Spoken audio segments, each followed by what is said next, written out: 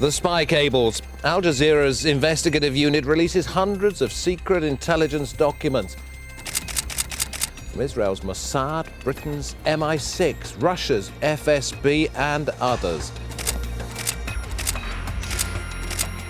In today's programme, the impact of the biggest intelligence leak since Snowden on the country whose state security agency is facing its most damaging breach, South Africa.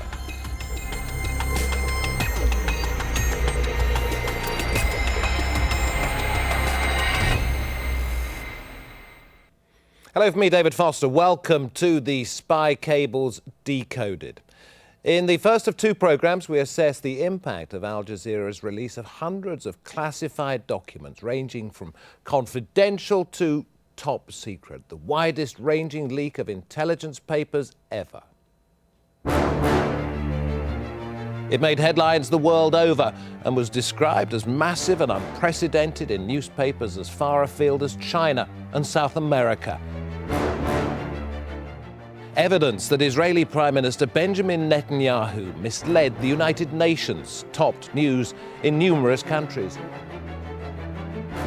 The CIA's desire to talk to Hamas, snooping on the head of Greenpeace, a plot to kill the head of the African Union, all grabbed global attention. The hashtag Spy Cables sparked a lively discussion, especially in South Africa, where the cables led the trends on Twitter. Well, the South African government's launched an investigation. State Security Minister David Mahlobo said in a statement that the leak, quote, has the dangerous effect of undermining operational effectiveness of the work to secure this country and borders on undermining diplomatic relations with our partners in the international community. I'm joined from Cape Town by David Mania, Member of Parliament and Opposition Deputy Minister of State Security. We also have the political analyst, Justice Malala, in Johannesburg, and with me in the studio, Ferial Hafaji, the editor of the South African Sunday paper City Press. And beginning with you, Ferial, I know you're going to press in just a couple of days' time. This is your big story. You may hint at what you're going to put in your paper in just a minute, but let me ask you, as a journalist and also as a South African, are you surprised by what you've discovered, listening to what Al Jazeera has uncovered this week? So as a journalist, obviously, I go for maximum transparency. I like the accountability that the release of the cables show up. As a South African, obviously, you have concerns about security. And looking at the statement put out by the government, I don't think that the cables will harm anybody, but they do cast light on many, many areas of public life in South Africa, which have hitherto been kept from view, which we hadn't been able to penetrate. Any one thing in particular? Many things.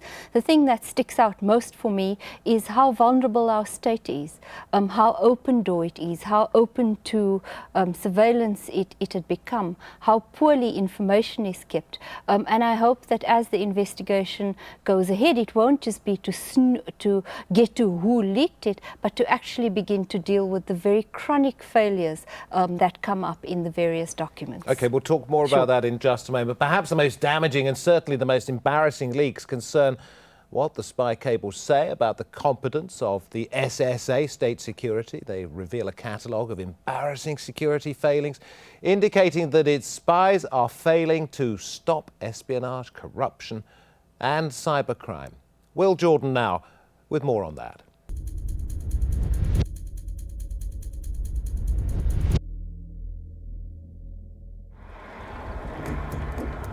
Lions prowl around South Africa's state security agency. The spy cables show foreign intelligence agents do as well.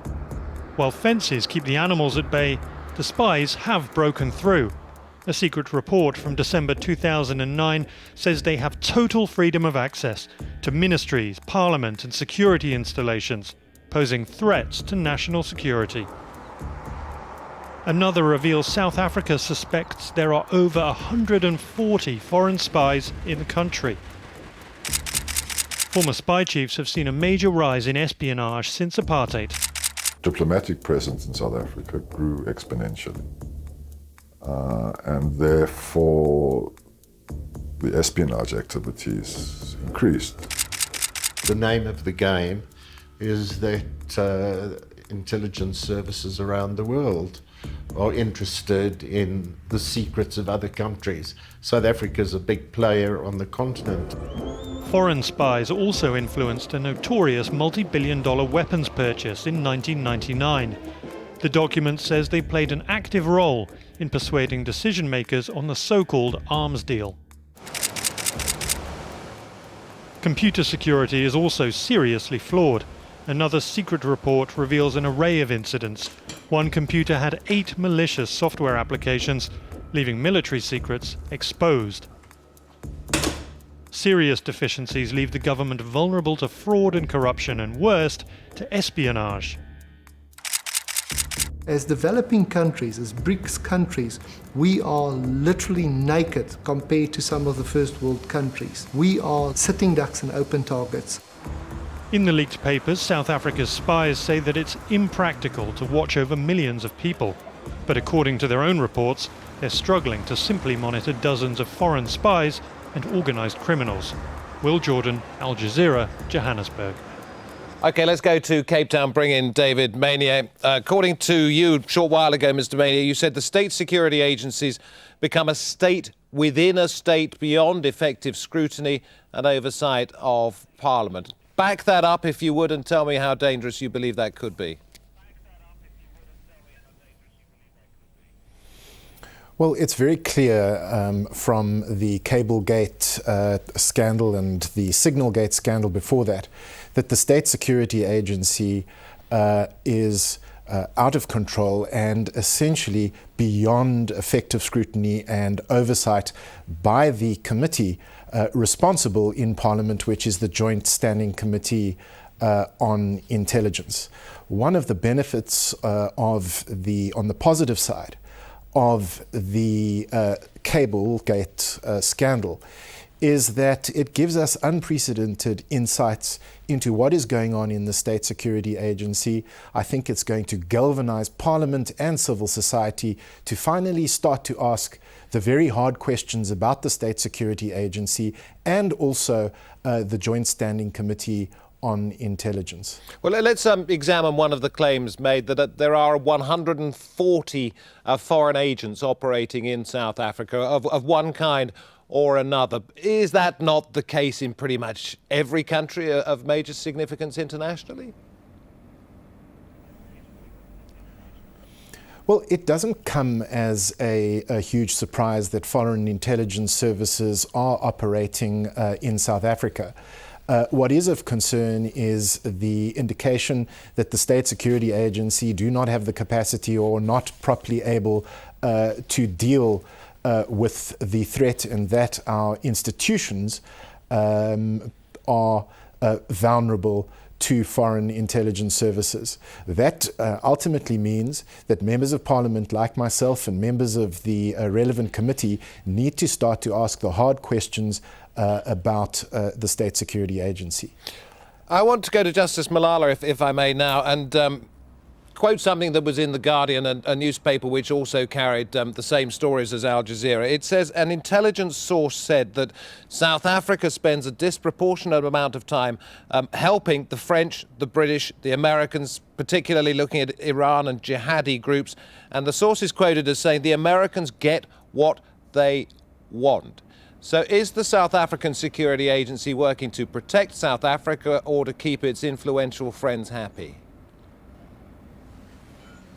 Well, I mean, from the spy cables that you've revealed, it looks like we've been very, very busy trying to keep tabs on other spies and other spy agencies. And the question has to be asked, to David Maynier's point, how much are we losing out, whether through corruption, through other nefarious activities, and what's the impact on South African security itself? So it does seem the evidence is strong that we have been doing the bidding, if you will, of many other spy agencies rather than domestic important work, such as the fact that our government buildings, our government infrastructure is wide open for people from all over the world to walk in and pick and choose what they want to take home.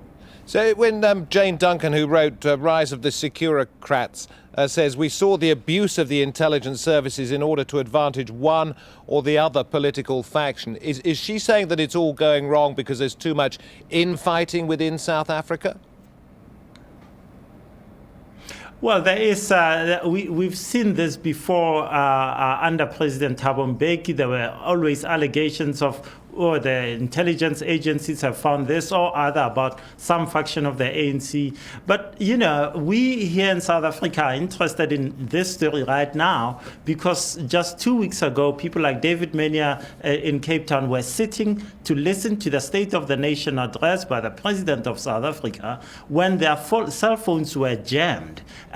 Minister Mahlobo, you've referred to at the beginning, said this was a glitch, firstly, and then, you know, all kinds of reasons. So what are our spy agencies used for? To jam the media and to go into parliament and stop the rest of South Africa from listening to the president of the country deliver his annual State of the Nation speech? These are some of the questions that we have to ask ourselves. What exactly are the spy agencies being used for in South Africa? How effective are they? And when I consider the fact that, you know, there was a request to spy on the head of Greenpeace, Kuminadu, I'm asking myself, how many of us are being listened to right now simply because we've said one or two things that may not be liked by one or other faction of the governing ANC?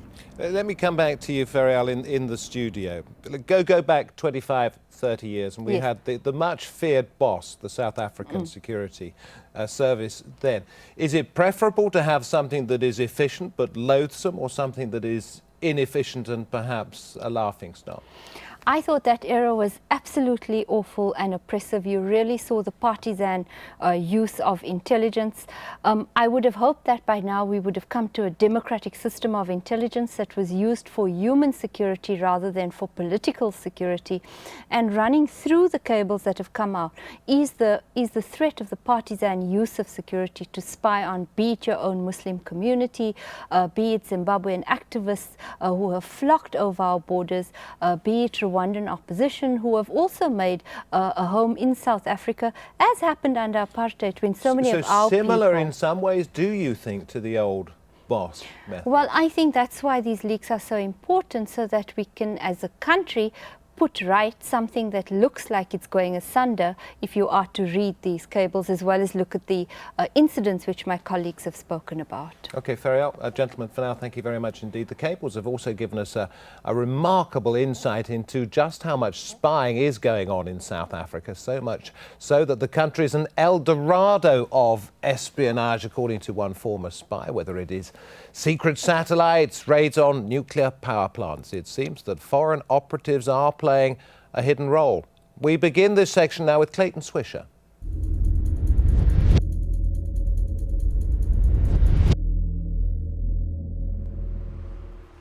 High above South African government buildings, a satellite watches. It's a joint South African and Russian project, codenamed Condor. While it monitors all of Africa, its creators are struggling to monitor it. The spy cables show South African military intelligence has also kept state intelligence in the dark. In fact, so little is known, Al Jazeera can reveal this state security agency is spying on its military counterpart, relying on a spy in Russia.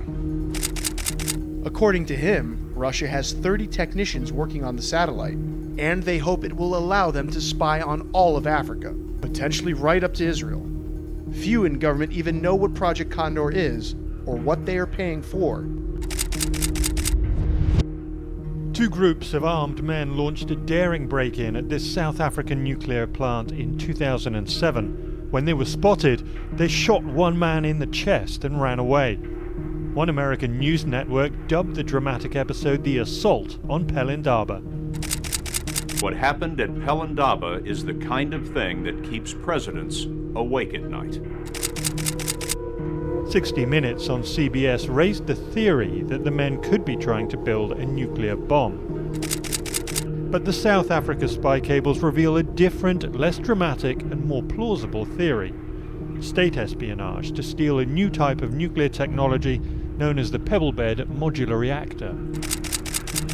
According to the cables, the government feared they were highly trained operatives sent by China. Okay, let us start with that element in that story, the nuclear plant. Ferrell Havaji, the South African representative at the IAEA, Abdul Minty, Yes. said this was simply a burglary attempt. Another person said it was a piece of random criminality. Well, it was neither the nuclear Armageddon that was described on 60 Minutes, No. nor was it just a clumsy burglary attempt, it appears. It was the Chinese. So what's going on here?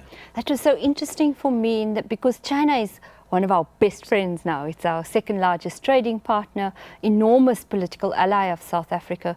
So that was really a big revelation. And I'm not surprised that it was covered up in the way it was. Until the cables have come up, we've always accepted the reason that actually it was just normal South African crime.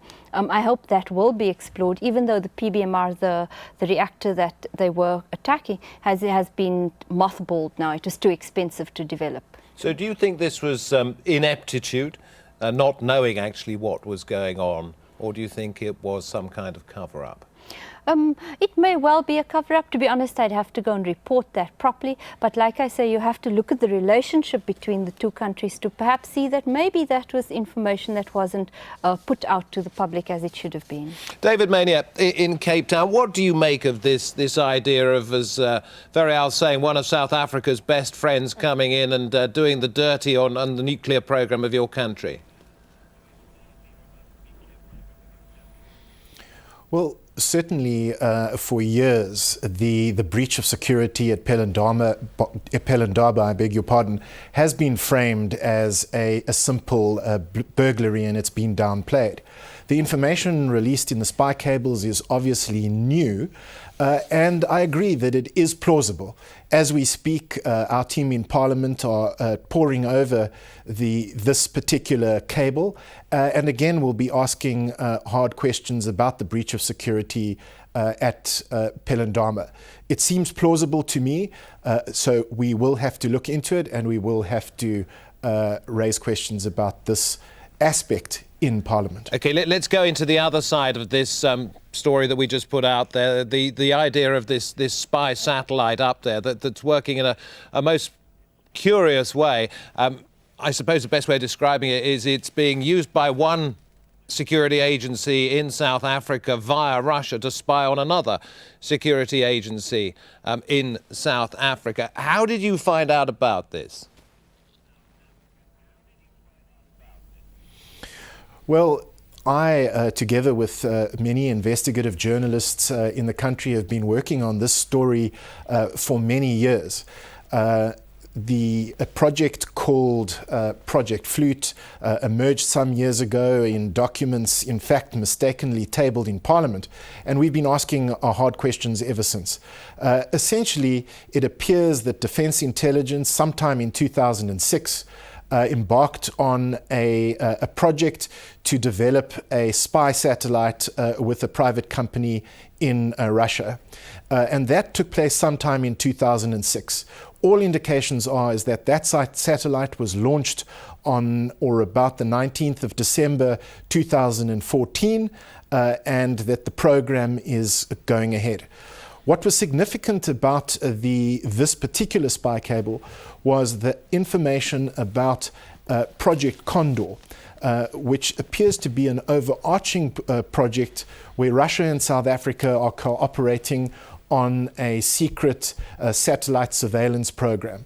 What was significant was the cable gave us some insights into the scale of the program, which was much larger than I had anticipated, with information about 30 Russian technicians at some point working together with South Africa on Project Condor, the secret satellite surveillance program. So it was provided significant new insights into a project which we have been working to get to the bottom of for many years in South Africa. Okay, Justice Malala, in many countries there are different arms of the intelligence operation, military intelligence, civilian intelligence. In this case, what does the confusion between the two, the fact that one obviously doesn't trust the other, and I imagine it's reciprocated as well, what does it tell us about the state of South African security, in your opinion?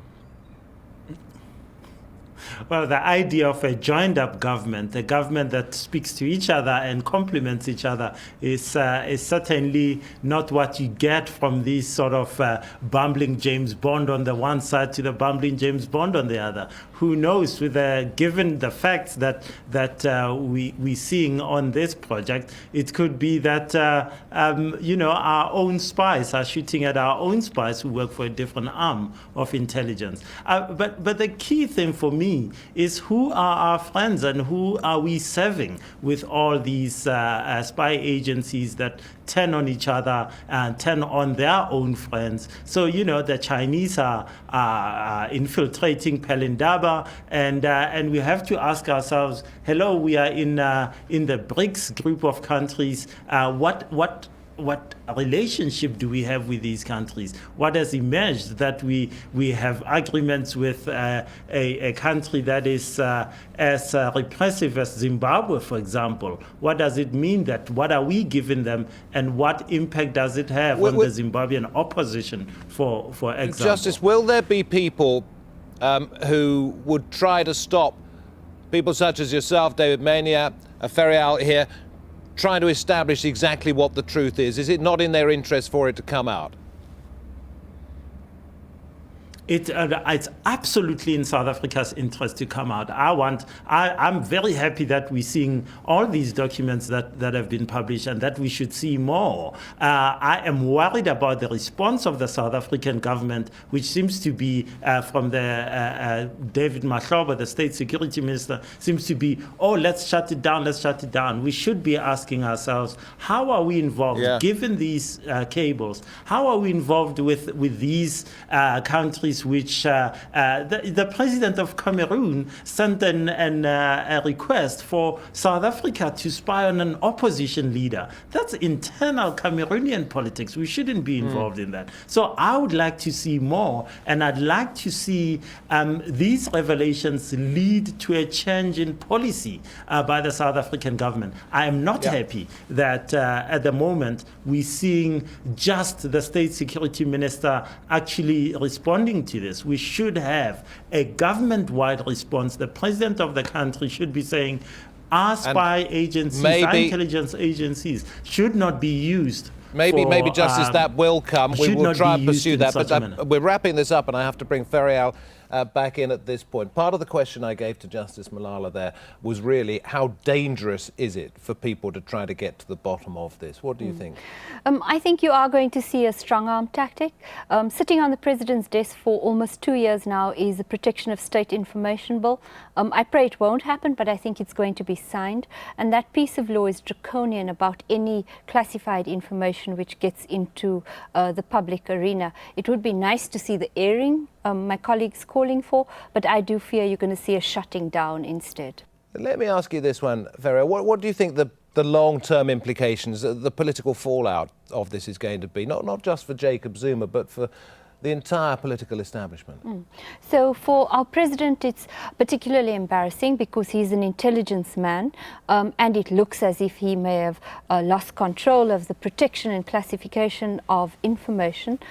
Whether it's weakened the governing ANC, I'm not sure. I think this is going to play out for weeks and months ahead, and it is going to test the mettle of our civil society for perhaps the next year. I think it's going to be one of the stories of 2015. Thank you. Thank you very much indeed, and one of the stories of this Sunday in your newspaper as well. Thank you very much to all of our guests, to David Mania, to Justice Malala, and to Ferial Hafaji. In our next programme at this time tomorrow, we will be looking at the reaction to the spy cables globally. You can also read more about the cables online at aljazeera.com/spy cables. I'm David Foster, and from me and the team, thanks for watching. Bye-bye.